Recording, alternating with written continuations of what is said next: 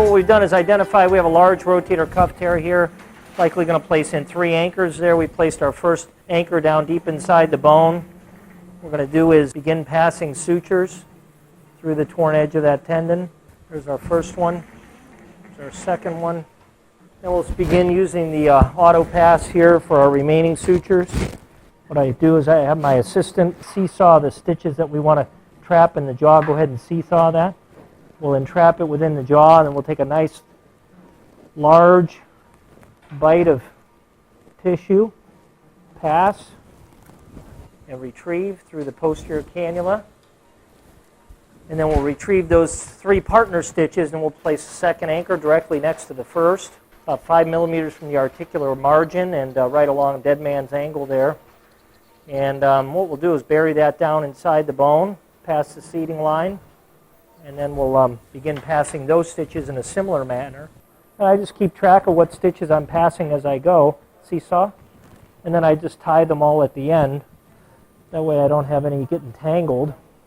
And then I just release that and let my assistant retrieve that out the posterior cannula. That makes things real easy for us so she can kind of see there where that one's going. And it looks like we're going to do black second. And again, we'll take a nice large bite here.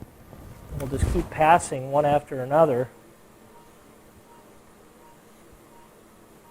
And then we'll pass the last one in a similar way. And then seesaw the blue. And then we'll look for our black one there, and we'll just go right next to it. We'll just keep on passing stitches till we're all the way done.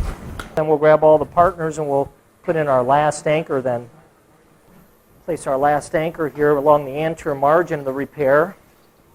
We'll pass these last 3 stitches if we need all 3. We may only need 2 of them. And now the last one is going to be blue, black, then the new blue stitch. Pull up on all the stitches. And then grab the blue one, please, and seesaw it. There we go. So that's how we load it inside. And we just want to make sure we don't capture the biceps tendon down underneath there, so we'll take care of that. And we'll pass our first blue one there in the anterior-most anchor. And seesaw the black now. Thank you. And we'll just turn around here. To some degree, we're getting into a somewhat blind area here in the front of the shoulder. But that's okay, because we're using a passer where we don't have to see where it comes out nearly as much, given the fact that we can pass it blindly.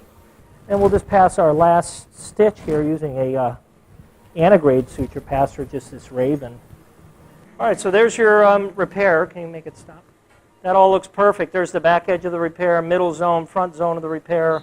Looks absolutely perfect from front to back. And a nice anatomic repair there. It should hold up great over time. Have a great day, guys. Bye-bye.